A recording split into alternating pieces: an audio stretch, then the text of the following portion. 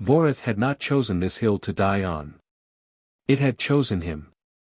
The outpost had once been a communications relay station, a squat concrete and steel structure built into the side of a rocky ridge. Now it was a graveyard of twisted metal, broken walls, and scorched earth. Smoke still rose from the wreckage in thin, gray columns, drifting up into a sky that had turned the color of old ash. The battle had lasted 6 hours. Vorith knew because he had counted every one of them. He lay on his back in the rubble, staring up at that gray sky, listening to the silence that had replaced the noise of war. No gunfire. No shouting. No movement. Just the wind moving through broken steel and the distant sound of something burning slowly. His squad was gone. All 7 of them.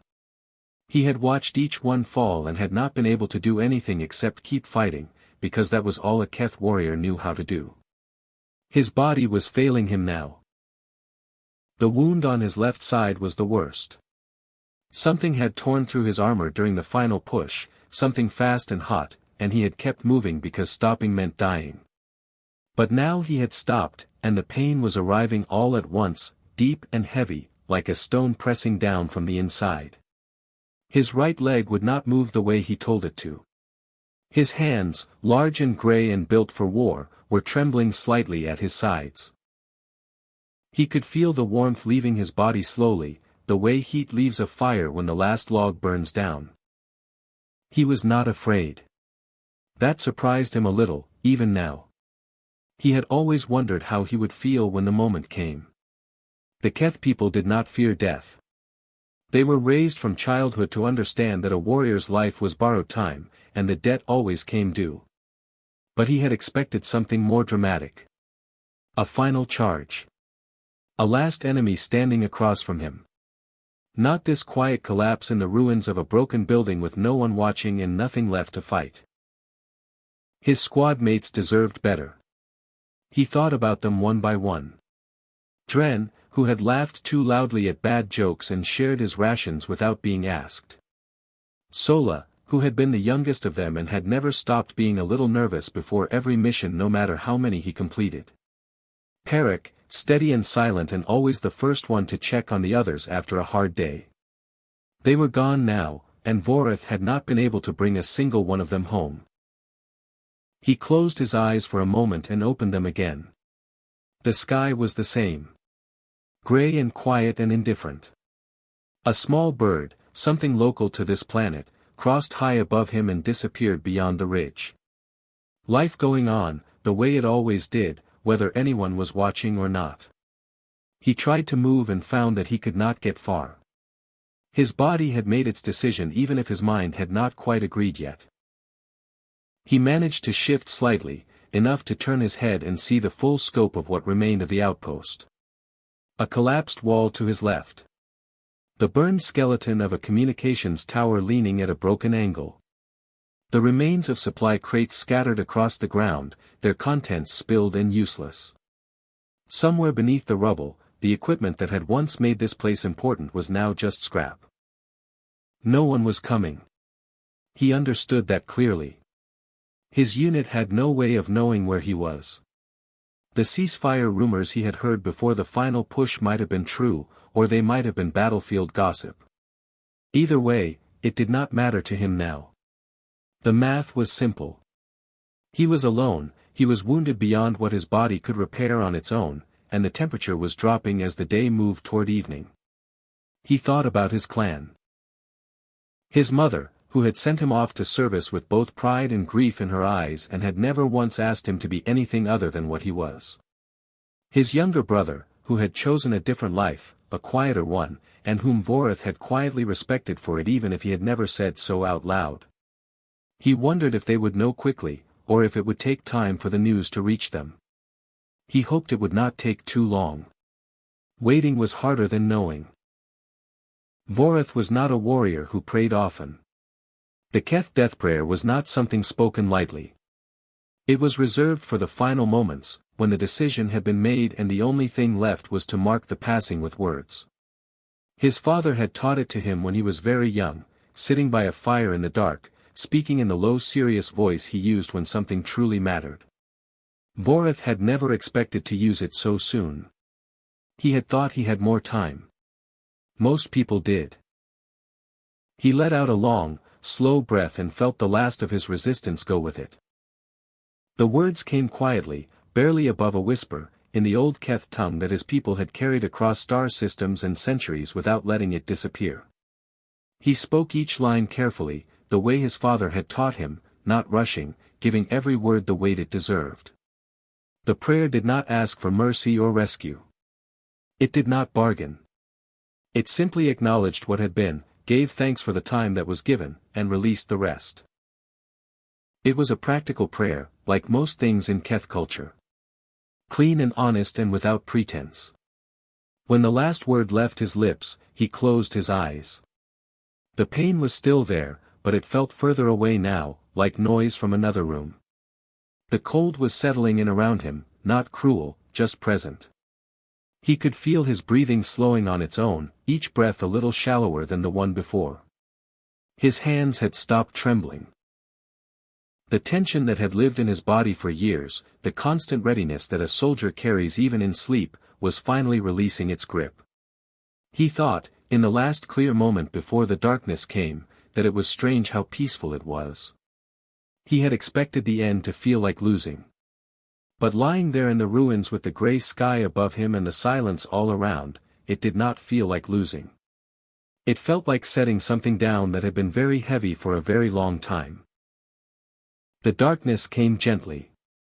Vorith did not fight it. He let it take him the way the sea takes the shore at the end of the day, quietly and completely, pulling everything back into itself until there was nothing left but stillness. The smoke kept rising from the ruins. The wind kept moving through the broken steel. And somewhere nearby, in a part of the outpost that had not fully collapsed, a very small and very ordinary sound began. A soft scraping. The quiet click of something being lit. The first faint smell of something warm drifting through the cold air. But Vorith did not hear any of it. He was already gone. Or at least, he thought he was. Vorith came back to the world slowly. It did not happen all at once. It came in pieces, the way morning comes before you are ready for it. First there was warmth. Not the cold gray nothing he had expected, but actual warmth, pressing in from somewhere close, soft and steady and real. Then there was smell. Something rich and thick and savory, drifting through the air like a question he did not know how to answer. Then there was sound. A quiet scraping, slow and rhythmic, metal moving against metal in a patient, unhurried way. He did not open his eyes immediately. He lay still and tried to understand what was happening. His mind worked through the possibilities one by one the way a soldier is trained to do, carefully and without panic. He was not dead. That was the first thing. Dead did not smell like this. Dead did not feel like this. Whatever was beneath him was soft, not the broken rubble he had collapsed onto. Whatever was covering him was warm, not the cold evening air of a ruined outpost. Something had changed while he was unconscious, and he did not yet know if that change was good or dangerous. He opened his eyes. The first thing he saw was the ceiling, or what remained of it. A section of the outpost wall had partially survived the battle, leaning at an angle against a collapsed beam, creating a rough shelter from the open sky. Through a gap at the top he could see that it was still light outside, though the quality of the light had changed. Evening was coming. Several hours had passed at least. He turned his head slowly to the right. There was a human sitting about 4 feet away from him. Vorith went completely still. The human was young, that much was clear immediately. Young by human standards, which Vorith had learned to read reasonably well over years of intermittent contact. He looked to be in his early 20s, with a lean build and short brown hair that had not been cut recently enough. He was wearing a standard human logistics uniform, the kind worn by supply and support personnel rather than frontline fighters. No heavy armor. No weapon drawn. He was sitting cross-legged on the ground beside a small portable field stove, the kind that folded flat and ran on a compact fuel cell, and he was stirring something in a battered metal pot with a long spoon. He was not looking at Voreth. He was looking at the pot, stirring slowly, his expression calm and completely relaxed, as if he were sitting in his own kitchen at home rather than in the ruins of a battlefield outpost on a contested planet. He was humming something under his breath. A quiet, tuneless little sound that he seemed to be making without realizing it. Voreth stared at him. Then he looked down at himself. His armor had been partially removed. The damaged sections, the ones that had been cracked or torn through, had been carefully taken off and set aside in a neat pile nearby. His wounds, and there were several, had been cleaned and wrapped in proper medical bandaging. Real bandaging, not field scraps. Someone had used an actual medkit on him. The deep wound on his left side, the one that had been the worst, was covered in a thick sterile dressing that was held in place with careful strips of medical tape. His right leg had been straightened and supported with a folded piece of material beneath it. Someone had done all of this while he was unconscious. He looked back at the human. The human had still not looked up. He added something to the pot from a small sealed packet, stirred it in, then leaned forward slightly and sniffed the steam rising from the surface. He gave a small satisfied nod to himself and leaned back again, resuming his slow stirring. Voreth tried to speak and found that his throat was very dry. What came out was rough and low, barely recognizable as words even to himself. But the human heard it. His head came up immediately, and he turned to look at Voreth with an expression that was calm and open and entirely without alarm. His eyes were brown. Steady and quiet. He said something in the common trade language that most species used when dealing with each other across species lines. His accent was light but present. He asked, simply and directly, how Voreth was feeling. Voreth stared at him for a long moment. Then he asked, in the same trade language, what had happened. The human set his spoon across the top of the pot and turned to face Voreth more fully, giving him his complete attention. He explained in plain, unhurried words that he had been moving through the area on a solo supply run when the final push happened. He had taken cover in a lower section of the outpost and waited out the fighting. When the shooting stopped, he had moved through the wreckage looking for survivors from either side, because that was what he did when there was no one telling him to do otherwise. He had found Voreth unconscious but breathing and had made the decision to treat his wounds before anything else. Voreth listened to all of this without speaking. When the human finished, Voreth asked him why. The human looked at him for a moment as if the question was unexpected. Then he picked up his spoon again and stirred the pot once before answering. He said that Voreth had been alive and hurt and alone, and that had been reason enough. He said it the way someone might explain why they picked up something that had fallen on the floor. Simply. Without drama. Voreth did not know what to do with that answer. He looked at the bandaging on his side again. Whoever had applied it knew what they were doing. It was tight enough to be effective but not so tight that it restricted his breathing. The wound beneath it had been cleaned properly. He could tell by the absence of the burning sensation that infection causes when it begins to set in. This human had not just wrapped him roughly and hoped for the best. He had taken real care. The smell from the pot was getting stronger now. Richer and warmer. Voreth's body responded to it before his mind had a chance to decide whether to let it. His stomach, empty and exhausted, made a sound that was deeply undignified for a Keth warrior of his experience. The human heard it. He did not laugh. He just reached beside him and picked up a second metal bowl that had been sitting there ready, as if he had simply assumed Voreth would wake up at some point and would need it. He ladled a portion of the stew into the bowl carefully, making sure to get both liquid and solid in equal measure, and then he held it out toward Voreth with one hand. He did not say anything this time. He just held out the bowl and waited with the same calm, unhurried patience he seemed to apply to everything. Voreth looked at the bowl. He looked at the human. He looked at the bowl again. His entire life as a warrior had given him clear rules about nearly every situation he had ever found himself in. But none of those rules had ever covered this. None of them had prepared him for waking up alive when he should have been dead, in the care of someone from a species his people had been fighting, being offered a hot meal in a destroyed outpost as the evening light came in through a broken wall. He reached out slowly and took the bowl. The human simply nodded once and turned back to the stove. Vorith held the bowl with both hands and let the warmth of it move through his fingers. He had not realized how cold he was until something warm pushed back against it. The metal of the bowl was not hot enough to burn, just comfortable, the kind of warmth that settles into tired hands and stays there.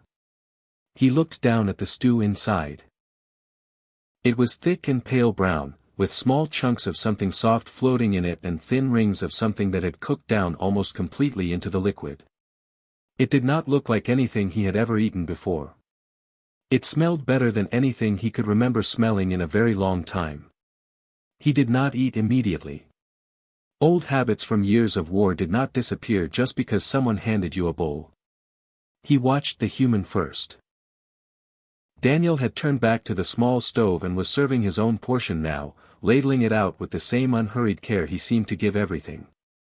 He set the pot back on the stove at a low heat to keep what remained warm, then picked up his own bowl, settled back into his cross-legged position, and began to eat quietly.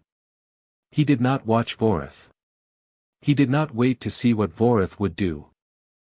He simply ate, looking at nothing in particular, calm and comfortable in the ruins the way some people are calm in their own homes. There was something almost strange about it. Vorith had met many humans over the years, in negotiations, in brief ceasefires, across contested borders. Most of them had a quality of alertness around unfamiliar species, a careful watchfulness that they tried to hide but rarely succeeded in hiding completely. Daniel did not seem to have that. He was simply present, eating his stew, not performing comfort but actually feeling it. Vorith took a slow breath and tasted the stew. It was good. Genuinely, unexpectedly good. The base was rich and slightly salty, and whatever the soft chunks were had absorbed the flavor of the liquid completely so that each piece carried the whole taste of the thing.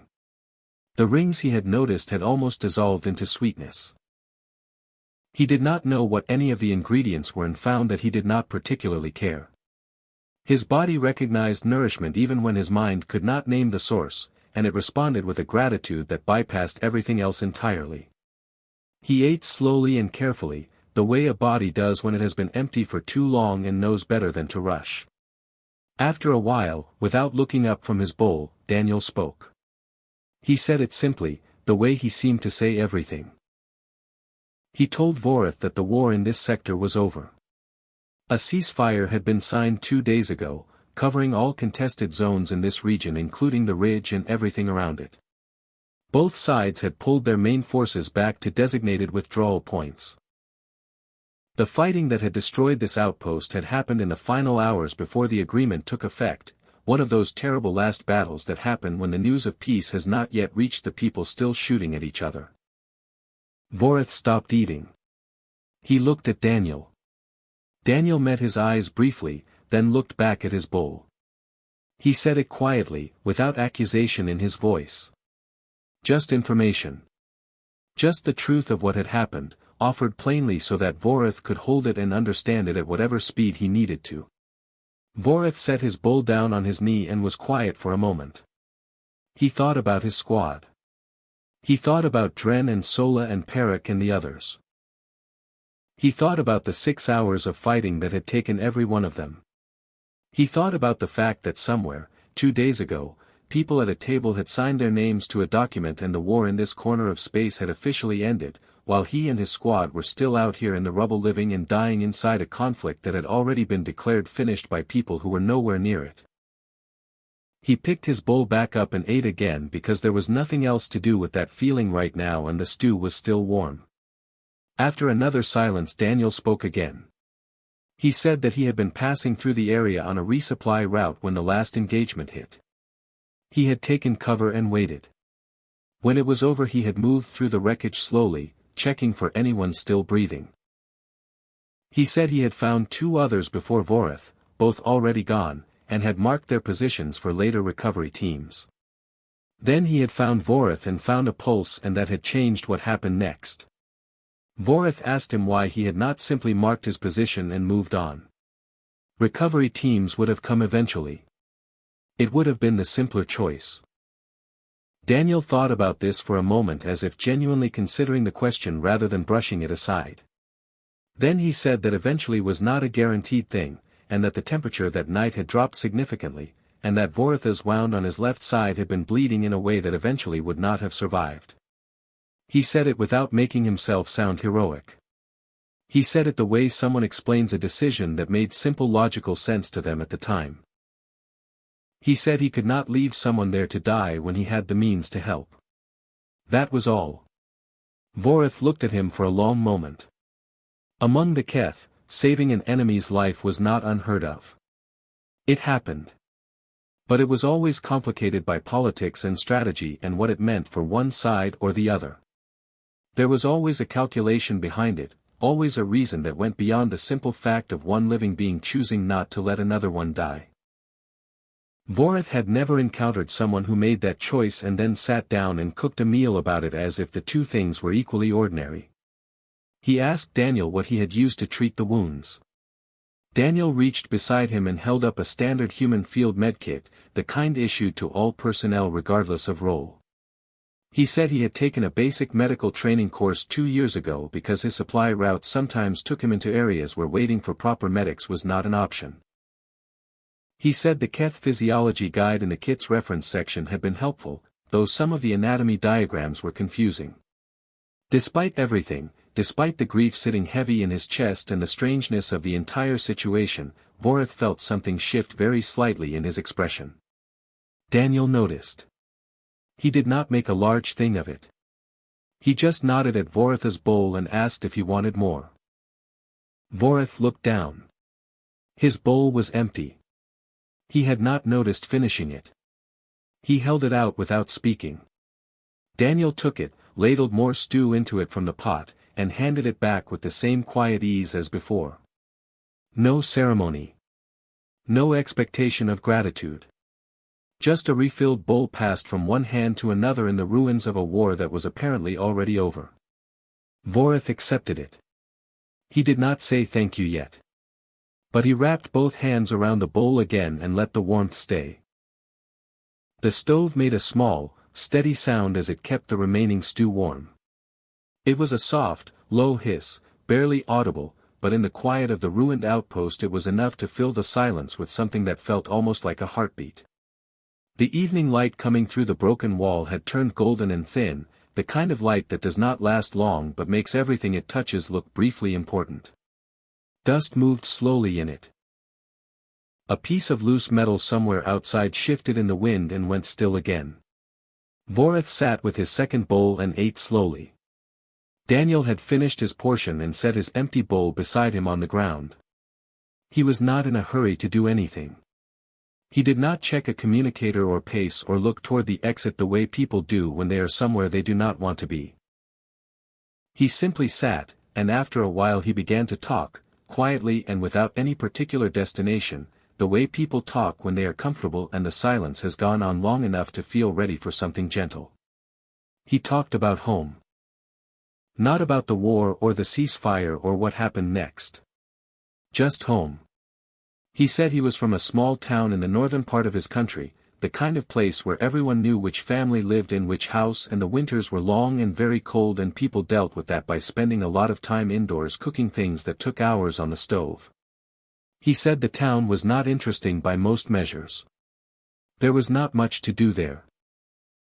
But it had a particular smell in autumn when the leaves came down and the first cold came in, and he had never found that smell anywhere else in all the places the military had sent him.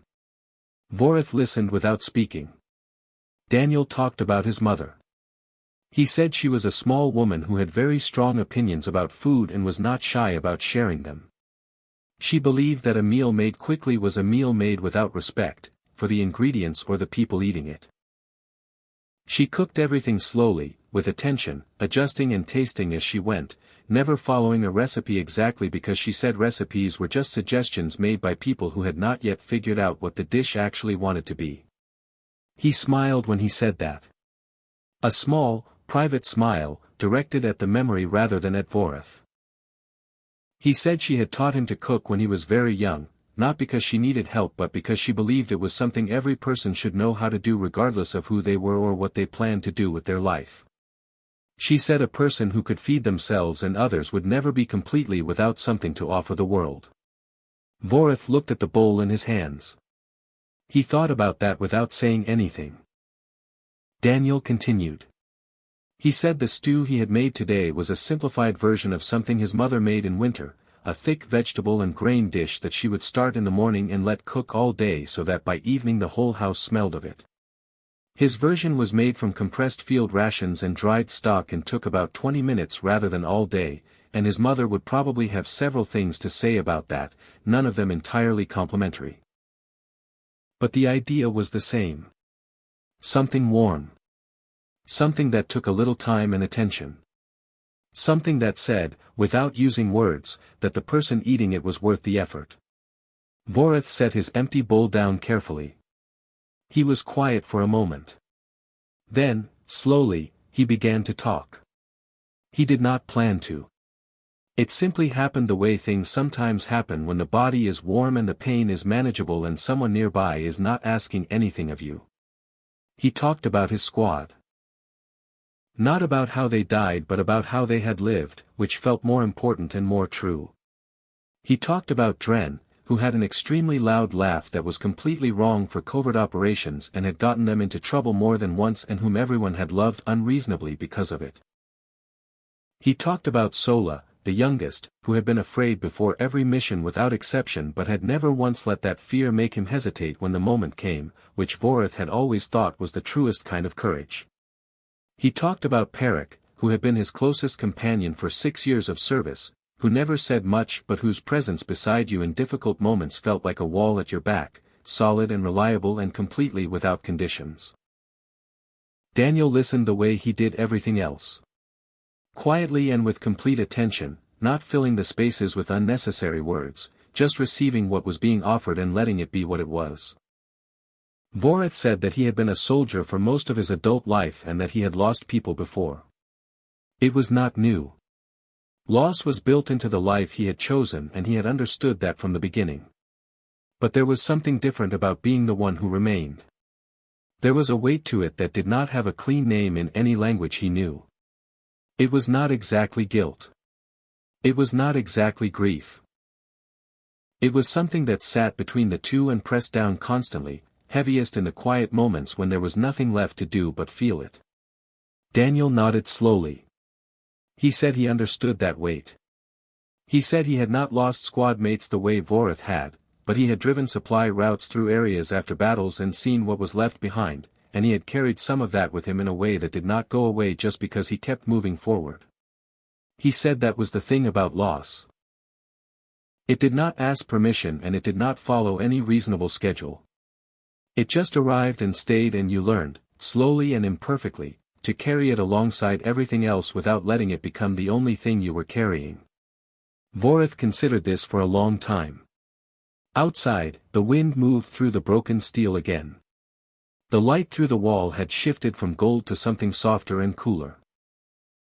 Somewhere far off, so distant it was barely a sound at all, something moved in the sky. A transport, maybe. The world continuing its business. The heaviness in Voreth's chest was still there. He did not expect it to leave. It had arrived with the silence after the last shot was fired and he understood now that it would be with him for a long time, perhaps always in some form. But it felt, in this quiet broken place, sitting across from a human who cooked slowly and listened carefully and did not require anything from him, slightly less impossible to carry than it had before. Not gone.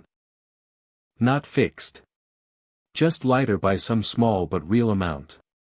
Daniel reached over and picked up both empty bowls without being asked and rinsed them with a small amount of water from his canteen, the way someone does when they are already thinking about the next thing that needs doing. Voreth watched him and said nothing. But something in him, something old and tired and not used to being looked after, was quietly and privately grateful in a way it did not yet have words for. They heard the Keth recovery unit before they saw it. It was a low sound at first, the kind that travels through broken ground before it reaches the air. A steady mechanical hum, the particular frequency of a Keth armored crawler moving at careful speed through uncertain terrain. Vorith recognized it immediately. His body recognized it before his mind did, the way soldiers recognize the sounds of their own side without having to think about it. He straightened slightly where he sat, not from alarm but from the instinct of a warrior who had spent years responding to that sound with readiness. Daniel heard it too. He looked up from where he had been quietly reorganizing his medkit, checking what he had used and what remained, his hands moving with the same calm efficiency they applied to everything. He looked toward the open section of the broken wall where the sound was coming from and then looked at Vorith with a simple questioning expression. Vorith told him it was a Keth recovery crawler. His people. Daniel nodded once and went back to his medkit without any change in his expression. He did not stand up or move toward the exit or do anything that could be read as defensive. He simply continued what he was doing, clicking the medkit closed when he was satisfied with his inventory and setting it beside his pack with the same unhurried care he gave everything else. The crawler stopped somewhere just outside.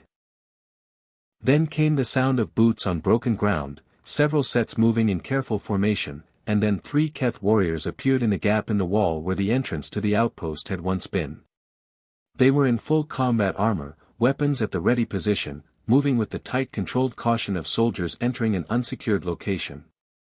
The one in front was a senior fighter, identifiable by the rank markings on his shoulder plate and the gray at his temples visible beneath his helmet. His name was Breck, and Vorith knew him, not well, but enough. Breck stopped. The 2 warriors behind him stopped. All 3 of them stood completely still and stared. The scene in front of them was not what any recovery team expected to find. Vorith, a Keth warrior of 12 years' service, decorated and experienced, was sitting in the ruins of a destroyed outpost next to a small human field stove, across from a young human in a logistics uniform who was calmly tucking a medkit into a backpack. 2 empty bowls sat on the ground between them. The smell of cooked food was still present in the air. Nobody moved for a long moment. Breck's eyes went from Vorith to Daniel and back to Vorith. His expression cycled through several things in quick succession, none of which he put into words immediately. The 2 warriors behind him exchanged a look that they probably thought was subtle and was not. Vorith looked at them with the steady, unbothered expression of someone who has decided he does not owe an explanation for anything that has happened and is comfortable with that decision. Breck found his voice first. He said Vorith's name as a question, which was reasonable under the circumstances.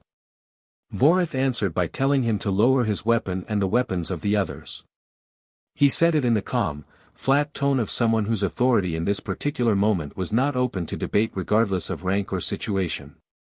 He said the human was not a threat and had not been a threat and was in fact the reason Vorith was alive to be recovered at all. Breck lowered his weapon slowly. The others followed. Daniel had looked up when the warriors entered. He had taken in the armor and the weapons and the frozen expressions with one calm sweep of his eyes and had then returned to what he was doing, which was folding the small blanket he had lent Vorith and pressing it back into a neat square. His heart rate, if the others could have measured it, would probably have been unremarkable. Breck asked what had happened. He asked it carefully, the way someone asks a question when they can see most of the answer in front of them but need the words to make it official. Vorith told him. Briefly and without embellishment, the way Keth warriors report facts. He said his squad had been lost in the final engagement. He said he had sustained critical wounds and lost consciousness in the rubble. He said the human had found him, treated his wounds with proper medical care, and kept him through the night with warmth and food.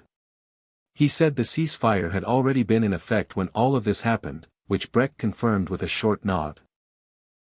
The 2 warriors behind Breck had stopped pretending they were not staring at Daniel. Daniel noticed this and did not react to it, which somehow made the staring worse for the ones doing it. Voreth was quiet for a moment after finishing his account. Then he did something that made Breck go completely still again. Voreth set his hands on his knees and pushed himself upright. It was slow and it cost him something. The wound in his side made itself known clearly as he rose, but he stood fully, with his back straight and his chin level, the way a Keth warrior stands when something important is about to be said. He turned to face Daniel directly. Daniel had looked up. He was holding his folded blanket in both hands and watching Voreth with a quiet, curious expression. Voreth spoke in the common trade language so that Daniel could understand every word. He spoke slowly and clearly and with the particular weight that the Keth use when words are being made into something permanent.